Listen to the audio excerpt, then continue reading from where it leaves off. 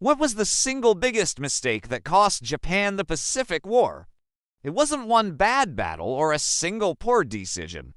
It was a fundamental misunderstanding, a gamble so huge that it sealed their fate before the war even truly began. By 1941, Japan was a powerhouse. Aggressive, confident, and rapidly expanding across Asia, their navy was one of the most powerful in the world, feared and respected. Their pilots were elite, trained to perfection, and their soldiers were disciplined and battle-hardened. They had scored victory after victory, carving out a vast empire, but this strength hit a critical weakness. Japan believed that speed, shock, and the warrior spirit could replace what they desperately lacked: resources. This belief, this core philosophy, would become their undoing. Japan had one glaring vulnerability. It was an island nation with enormous ambition, but very few natural resources. It lacked oil to fuel its ships and planes. It lacked steel to build them, and most importantly, it lacked time. The United States had imposed an oil embargo, strangling Japan's military machine. For the Japanese leadership, war wasn't optional, it was urgent. They were on a clock, and every tick was a barrel of oil they couldn't replace. They knew they couldn't win a long, drawn-out war of attrition against an industrial giant. So they had to act, and they had to act fast. Faced with this ticking clock, Japan made an incredibly bold choice. A choice that would echo through history. They decided to strike first. The plan was audacious. Launch a surprise attack to cripple the U.S. Pacific Fleet at Pearl Harbor. The goal wasn't to sail to Washington and conquer America. The goal was to deliver such a stunning, devastating blow that a shocked and demoralized United States would be forced to the negotiating table. They would sue for peace, allowing Japan to solidify its control over Asia. Here's the crucial mistake. The plan wasn't to defeat the United States.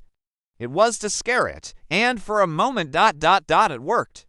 The attack on Pearl Harbor was a shocking tactical success. In the months that followed, Japan ran wild across the Pacific, capturing territory from the Philippines to Singapore. Their initial victories were stunning. It seemed like their gamble was paying off. Their strategy of speed and shock appeared unstoppable. But this is where they made a fatal error in judgment. Japan confused a series of early, brilliant successes with a long-term, sustainable victory. They had won the first round, but they had completely misjudged the nature of their opponent. Japan misunderstood one simple, terrifying thing about the country it had just attacked: American industry.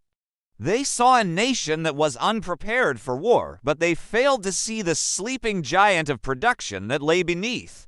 While Japan's shipyards struggled to replace a single lost aircraft carrier, American shipyards were building them in batches. While Japan's factories tried to keep up, American factories were churning out thousands of planes a month. While Japan treasured every elite pilot, America was training tens of thousands of new ones.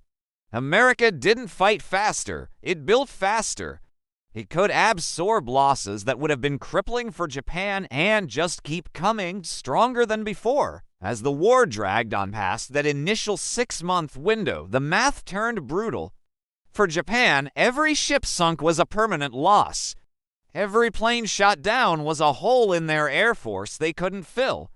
Every veteran pilot killed was an irreplaceable asset gone forever. The Japanese soldiers and sailors continued to fight with incredible bravery and skill, but they were being steadily ground down by an overwhelming tide of steel and firepower. Even as they won individual battles, the larger war was already decided. It was being decided not on the battlefield, but in the factories and shipyards thousands of miles away. By the end of the war, the consequences of this initial miscalculation were absolute. Japan's vast empire was gone. Its powerful navy lay at the bottom of the Pacific. Its cities were destroyed, and its economy was in ruins. Its grand strategy, the one built on a quick, shocking blow, was completely exposed as a catastrophic failure. In the final analysis, Japan didn't lose the war simply because it attacked Pearl Harbor. It lost because it chose to attack an enemy whose fundamental strength it completely misunderstood. It picked a fight with an industrial machine it could never hope to outproduce. Some wars, it turns out, are decided long before the final battle is ever fought. Thanks for watching.